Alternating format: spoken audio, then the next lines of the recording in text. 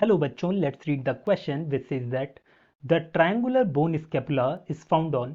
हमें बताना है जो स्कैपुला बोन होती है जो ट्रायंगुलर शेप की होती है वो कहाँ पर पाई जाती है। A option is dorsal part of thorax between second and seventh ribs, B is ventral part of thorax between second and seventh rib, C is medial part of thorax between second and seventh rib, D is none of the above। Here the key concept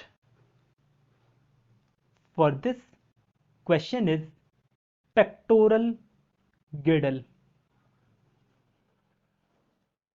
देखिए, जब हम बात करते हैं pectoral गिrdle की तो इसी में हम पढ़ते हैं एक ट्रायंगुलर बोन के बारे में।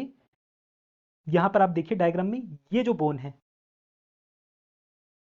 इस बोन को ही हम क्या बोलते हैं, इसे हम बोलते हैं स्कैपुला।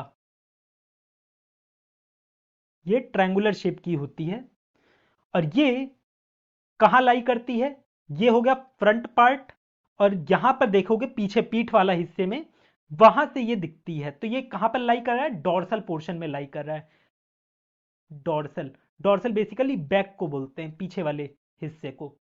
वेंट्रल फ्रंट वाले हिस्से को बोलते हैं, डोर्सल बैक वाले हिस्से को बोलते हैं। तो ये पीछे की तरफ लाई करती है, डोर्सल डोर्सली प्लेस्ड रहती है और इसकी पोजीशन क्या रहती है, यहां से सेकंड रिब, सेकंड रिब से ये स्टार्ट होती है और एक्सटेंड करती है अप टू सेवंथ रिब।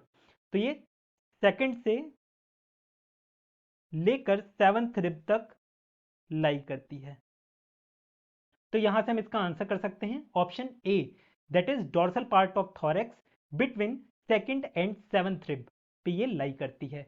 बाकी आप वेंट्रल और मीडियल वाला एलिमिनेट कर सकते हैं क्योंकि इसकी पोजीशन ना ही वेंट्रल होती है और ना ही मीडियल में होती है, और none of the above automatically cancel हो जाएगा हमारा।